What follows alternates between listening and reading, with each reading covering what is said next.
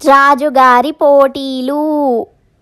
Hi friends, welcome back to our channel DS kids. ఈరోజు నేను ఇంకొక మంచి కథ చెప్పడానికి సిద్ధంగా ఉన్నాను. ఆ కథ ఏంటో వినడానికి మీరు సిద్ధంగా ఉన్నారా? అయితే కథ మొదలు పెడుతున్నా వినండి. అనగనగా పూర్వం కర్పూరవర్మ అని ఒక మహారాజు ఉండేవారు. అతను ఎప్పుడు తానే అన్ని విద్యల్లో నిపుణుడిని, గొప్పవాడిని, నేను ప్రజలకి నచ్చినట్టుగా మంచిగా పరిపాలిస్తున్నాను అని అనుకుంటూ ఉండేవారు. ఇంకా ఇలా ఒకరోజు మహారాజు మాట్లాడుకుంటూ ఉంటారు. మహారాణి పేరు కర్పూరవల్లి. ఆమె మాటల్లో ఇలా అంటుంది, రాజ్యంని ఇలా వారసత్వం కంటే స్వయంగా గెలుచుకోవడమే బాగుంటుంది అని అంటుంది. ఆ మాటలు కుమారవర్మ మహారాజు మెదడులో ఉండిపోతాయి. ఆమె సరదాకి అన్నా కూడా ఆయన ఆ మాటల్ని కొంచెం మెదడుకి తీసుకొని నా భార్యకి ఎలాగైనా నా శక్తి సామర్థ్యాలు నిరూపించుకోవాలి, నా గొప్పదనంని నిరూపించుకోవాలి అని రాజకుమారవర్మ అనుకుంటాడు. అలా అనుకొని అప్పటి నుంచి రాజ్యంలో పోటీలు పెడతాడు. ఆ పోటీలలో నిపుణులైన వాళ్ళని నిర్ణయవేత్తలుగా పెడతారు. ఇంకా అలా ఎన్నో పోటీలు జరుగుతాయి రాజ్యంలో. అలా పోటీలు జరిగాక ఖడ్గయుద్ధం పోటీ కూడా జరుగుతుంది. ఆ పోటీలో చివరిగా అంటే అందరినీ దాటుకొని వచ్చిన వారిని ఒక అతను ఉంటాడు. అతని పేరు రామరాజు. మిగతా పోటీదారులందరినీ ఖడ్గయుద్ధంలో అతను దాటుకుంటూ గెలుచుకుంటూ వచ్చాడు. అలా గెలుచుకుంటూ వచ్చాక రాజు కుమారవర్మ అతనితో ఖడ్గయుద్ధం పోటీకి సవాలు విసురుతాడు. ఇంకా రామరాజు కూడా ఒప్పుకుంటారు. ఇంకా అలా వాళ్ళిద్దరూ చాలాసేపు యుద్ధం చేసుకుంటూ ఉంటారు. ఇంకా చివరికి మహారాజు కుమారవర్మ ఖడ్గంని ఎగరవేస్తాడు. ఇంకా నిర్ణయేతలు వచ్చి నువ్వు నియమాలని ఉల్లంఘించావు అని రామరాజుతో అంటారు అని అతనికి ఒక రహస్యం చెప్తారు. అప్పుడు అతను, క్షమించండి మహారాజా, నేను గెలవాలనే ఉత్సాహంలో తొందరలో కొన్ని నియమాలని ఉల్లంఘించాను, మనం మళ్ళీ ఇంకొక పోటీ పెట్టుకుందామని అంటారు. రాజు కూడా దానికి అంగీకరిస్తారు. ఇంకా ఈసారి చాలా త్వరగానే కుమారవర్మ రామరాజు ఖడ్గంని ఎగరవేస్తారు. ఇంకా నిర్ణయవేత్తలు కుమారవర్మనే గెలిచారు, మహారాజు కుమారవర్మనే గెలిచారు అని మహారాజుకే బహుమతి ఇస్తారు. అప్పుడు రాజు ఎంతో సంతోషిస్తాడు. ఇంకా ఇలాగే చర్చ పోటీ కూడా జరుగుతుంది. ఇంకా చర్చ పోటీలో చివరిగా అంటే అందరినీ దాటుకుంటూ వచ్చిన ఒక జ్ఞాని ఉంటాడు. ఆ జ్ఞానితో కుమారవర్మ మహారాజు సవాల్ విసురుతారు. ఇంకా అతను కూడా అంగీకరించి ఇద్దరు చర్చ పోటీలో పాల్గొని చర్చించుకుంటూ ఉంటారు. అలా చర్చలో భాగంలో జ్ఞాని చెప్పిన మాటలకి, జ్ఞాని అడిగిన ప్రశ్నలకి కుమారవర్మ కొంచెం తడబడతాడు. ఒకదానికి సమాధానం చెప్పలేదు. ఇంకా జ్ఞానియే గెలుస్తారు అని అనుకుంటాడు. ఆ జ్ఞాని నేనే గెలుస్తాను అని. అప్పుడు నిర్ణయవేత్తలు, మీరు సరిగ్గా చెప్పలేదు, మీలో చర్చించే వ్యాకరణ దోషాలు ఉన్నాయి, మీరు చర్చించే విధానంలో మహారాజే గెలిచారు, మీరు గెలవలేదు అని ఆ జ్ఞానికి చెప్తారు. ఇంకా నిర్ణయవేత్తలు ఈ పోటీలో కూడా మహారాజు కుమారవర్మకే బహుమతి ఇస్తారు. కుమారవర్మ చాలా సంతోషిస్తాడు. ఇంకా ఇలాగే మహారాజు కుమారవర్మ అన్ని పోటీలలో చాలా మొదటిగా వచ్చిన వారితో సవాలు విసిరి అన్ని పోటీలలో బహుమతిని కుమారవర్మ మహారాజే గెలుచుకుంటాడు. కుమారవర్మ మహారాజు ఎంతో సంతోషిస్తారు. ఇంకా మహారాజు ఈ పోటీని ఇంతటితో ఆపేయలేదు. 1 కాదు, 2 కాదు, 5 సంవత్సరాలు ఈ పోటీని నిర్వహిస్తూనే ఉంటారు కుమారవర్మ మహారాజు. ఇంకా కుమారవర్మ మహారాజు తన భార్య కర్పూరవల్లికి తన బహుమతుల గురించి చెప్తూ ఎంతో గర్వపడుతూ ఉంటారు. ఇంకా ఆ సమయంలో మహారాజు కుమారవర్మకి ఒక సందేశం తెలుస్తుంది.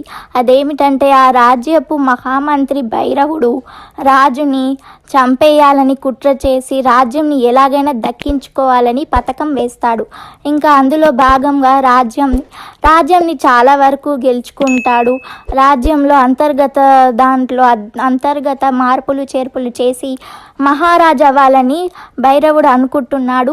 అది చాలా వరకు దగ్గరికి వచ్చేసింది. ఇంకా కేవలం మహారాజుని కుమారవర్మని చంపేయడం మాత్రమే మిగిలింది అని మహారాజు కుమారవర్మకి సందేశం తెలుస్తుంది. ఇంకా రాజు చేసేదేమీ లేక తన భార్యతో కర్పూరవల్లితో రహస్య మార్గం గుండా రాజభవనం నుంచి వెళ్ళిపోతారు. ఒక మారుమూల గ్రామంకి వెళ్ళిపోతారు. రాజ్యంలో ఉన్న మారుమూల గ్రామంకి. అక్కడ ప్రజలలో కలిసిపోయి అప్పటి నుంచి కాయా కష్టం చేసుకుంటూ బ్రతుకుతారు. అప్పుడు రాజు కుమారవర్మకి తెలుస్తుంది, నేను ప్రజలకి మంచిగా పరిపాలన చేయలేదు, ప్రజలు నా పరిపాలనలో చాలా అన్యాయపాలయ్యారు అని. ఎందుకంటే ఇప్పుడు అతను ప్రజలలో ఒకటిగా, ప్రజల కష్టసుఖాలు ఇప్పుడు అతని కష్టసుఖాలు కాబట్టి అతనికి తెలుస్తుంది. ఇంకా భైరవుడు అతని కంటే అన్యాయంగా పరిపాలిస్తున్నారు, అస్సలు మంచిగా పరిపాలించరు. ఇది ఇప్పుడు రాజు కాకపోయినా కుమారవర్మకి తెలుస్తుంది. ఇంకా కుమారవర్మ దీన్ని ఎలాగైనా చేయాలి, అతన్ని ఎలాగైనా సింహాసనం నుంచి దించేయాలి, ఎందుకంటే ప్రజలు చాలా ఇబ్బంది పడుతున్నారు, అన్యాయపడుతున్నారు అని కుమారవర్మ అనుకున్నా కూడా అతను ఉన్న ప్రదేశంలో ఎవరు అంత సాహసంకి ఒడిగట్టాలని ఎవరు అనుకోరు. ఇప్పుడున్న మహారాజు భైరవునికి అందరూ తల వంచేశారు. ఇంకా కుమారవర్మ చేసేదేమీ లేక దేశ సంచారంకి వెళ్తాడు. వెళ్ళి ఉత్సాహంగా ఎంతో మంచిగా ఉన్న యువకులను అందరినీ చేర్చుకుంటాడు, ఒక సైన్యం లాగా చేర్చుకొని వాళ్ళలో ఒక పోటీలు పెట్టుకుంటారు. ఎవరైతే పోటీలలో గెలుస్తారో వాళ్ళు ఈ సైన్యానికి సైన్యాధ్యక్షుడిగా ఉంటారు అని అనుకుంటారు. ఇంకా ఆ పోటీలలో కుమారవర్మనే గెలుస్తాడు. ఇంకా ఆ రహస్య సైన్యంకి కుమారవర్మనే రాజుగా కొంచెం అధ్యక్షుడిగా ఉంటారు. ఇంకా కుమారవర్మకి ఒక విషయం తెలుస్తుంది, ఎప్పుడూ జరిపే పోటీలు ఈ ఏడాది కూడా వస్తున్నాయి అని. ఇంకా కుమారవర్మ వెళ్ళాలనుకుంటాడు. అప్పుడు అతనితో కొంతమంది, ఎందుకు వెళ్తావు, నువ్వు ఎంత వెళ్ళినా కూడా, ఇక్కడ నుంచి వెళ్ళి అక్కడ చివరి వరకు వచ్చినా కూడా చివరికి రాజే గెలుస్తాడు, అవసరమా నీకు అని అక్కడ ఉన్న ప్రజలు అంటారు. అప్పుడు కుమారవర్మకి తన మీద తనకి ఆనందం కలుగుతుంది. అతను మర్చిపోయాడు ఇప్పుడు భైరవుడే రాజు అని. ప్రజలందరూ నా శక్తి సామర్థ్యాలు బాగానే గుర్తుపెట్టుకున్నారే అని కుమారవర్మ అలా ఆలోచిస్తాడు. ఇంకా అయినా కూడా కుమారవర్మ తన రహస్య సైన్యంని వెంటబెట్టుకొని ఈసారి పోటీలకి వెళ్తారు. ఇంకా అలా పోటీలకి వెళ్ళాక ఎప్పట్లాగే ఈసారి ఖడ్గ పోటీలలో కుమారవర్మ కూడా పాల్గొని చివరి వరకు వస్తాడు. చివరికి వచ్చాక భైరవుడు కుమారవర్మతో సవాల్ విసురుతాడు. ఇంకా తర్వాత కుమారవర్మ కూడా సవాల్ని అంగీకరించి వాళ్ళిద్దరూ ఖడ్గ యుద్ధం పోటీల్లో పాల్గొంటారు. ఇంకా అలా కాసేపు యుద్ధం జరిగాక కుమారవర్మ భైరవుని కత్తిని ఎగరవేస్తారు. అప్పుడు నిర్ణయేతలు వచ్చి కుమారవర్మతో ఒక రహస్యం చెప్పడానికి పక్కకి తీసుకెళ్ళి ఇలా చెప్తారు, ఏంటి నువ్వు ఓడిపోకుండా గెలుస్తున్నావు, నువ్వు ఇప్పుడు ఓడిపోవాలి, ఎందుకంటే నువ్వు మహారాజు అనే వ్యక్తికి ఓడిపోవట్లేదు, నువ్వు ఆ మహారాజు అనే పదవికి ఓడిపోవాలి. నువ్వు ఇప్పుడు గెలిస్తే బయట బ్రతకగలవా చెప్పు, నా మాటిని నువ్వు ఓడిపో. ఇప్పుడు నేను తప్పు చేశాను మహారాజా, ఇంకొక పోటీ పెట్టుకుందామని అడుగు, తర్వాత ఆ పోటీలో ఓడిపో అని ఆ నిర్ణయవేత్తలు చెప్తారు.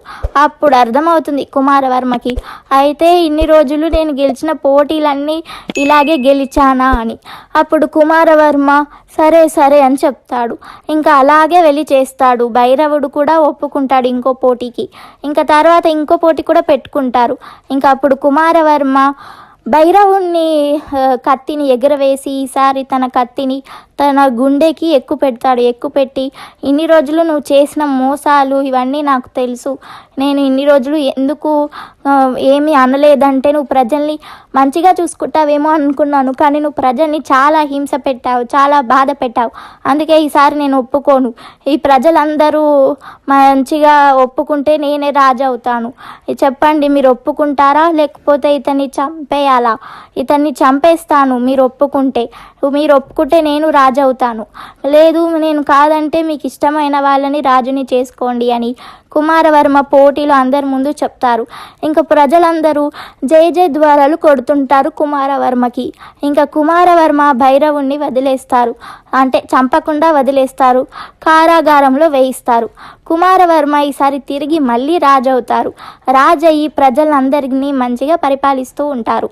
అప్పుడు మహారాణి కర్పూరవల్లి మహారాజు కుమారవర్మతో ఇలా అంటుంది, మీరు మహారాజు కుమారవర్మ అని ముందే మీ సైన్యంకి ప్రజలకి చెప్తే అయిపోతుండే కదా, అప్పుడు మీరే రాజు అయ్యేవారు అని. అప్పుడు కుమారవర్మ మహారాజు, లేదు వారసత్వం కంటే పేరు కంటే నా స్వయం శక్తితో రాజ్యంని దక్కించుకొని గెలుచుకుంటేనే ప్రజల ఇష్టంతో నా స్వయం శక్తితో రాజ్యంని గెలుచుకుంటేనే బాగుంటుంది అని అంటారు. ఇంకా అప్పటి నుంచి కుమారవర్మ పాలనలో రాజ్యం అంతా చాలా మంచిగా ఉంటుంది. చూసారా ఫ్రెండ్స్ ఈ కథలో ఉన్న నీతి ఏంటంటే మన ప్రతిభని మనం నిజంగా తెలుసుకోవాలి. అలా నిజంగా తెలుసుకుంటే మన పనిలో మనం ఇంకా మంచిగా చేస్తాము, మన పనిని ఇంకా గొప్పగా చేస్తుంటాము, మన ప్రతిభని నిజంగా తెలుసుకుంటే. ఓకేనా ఫ్రెండ్స్? ఈ స్టోరీ మీకు నచ్చితే లైక్ చేయండి, చాలామందికి వినిపించాలంటే షేర్ చేయండి. ఇంకా ఈ స్టోరీ గురించి ఏమైనా చెప్పాలంటే కింద ఉన్న కామెంట్ సెక్షన్లో చెప్పండి. ఇంకా మన ఛానల్ని సబ్స్క్రైబ్ చేయండి. సబ్స్క్రైబ్ చేసి పక్కనే ఉన్న బెల్ ఒత్తి ఆలొత్తండి. అలా బెల్ ఒత్తి ఆలొత్తితే నేనేమైనా వీడియోస్ చేస్తే మీకు నోటిఫికేషన్స్ వస్తాయి. ఓకేనా friends? Bye. See you next week. ఇంకొక కొత్త మంచి స్టోరీతో నేను మీ ముందుకు వస్తాను. నేను మీ బుద్ధుడిని. Bye. See you next week.